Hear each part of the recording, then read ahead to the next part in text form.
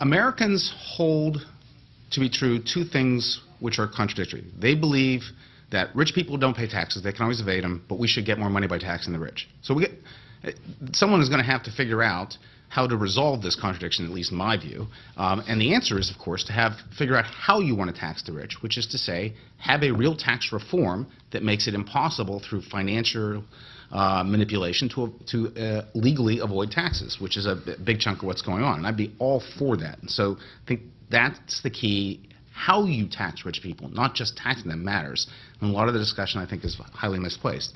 Second issue is about fairness. If you look at Social Security per se, it already is fundamentally redistributory. So I hear this discussion that says we must raise these taxes on the rich people, and I want to take away their benefits, and the net impact is going to be the same. They're going to, on net, pay in more than they get out.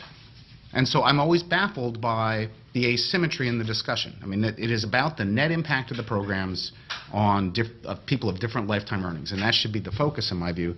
Then lastly, fairness is in the eye of the beholder, and so there will never be a scientific adjudication of these disputes, but it strikes me that if you look broadly at entitlement programs, and for many in Social Security it's been true that they paid in far less than they took out. Ida Mae Fuller, go through the other examples. That has been the history of the program. It will continue some, but not as much in the future. Certainly in Medicare and Medicaid, where the largest tax most Americans pay is the payroll tax, and they pay in far less than they ever get back in benefits. And what that means is that for those paying the income tax, which is only 50% of Americans, and where 5% of Americans pay 60% of the income tax, they are paying all of those entitlement benefits, plus our kids are now, because we're borrowing like mad. So these people whose payroll tax is their biggest tax are net winners by a long margin. The kids are paying for it, and the high-income Americans pay for it. And the high-income Americans are providing all of the basic government that our founders envisioned. They're paying all the national defense, they're paying all the infrastructure, all the education, all the basic research.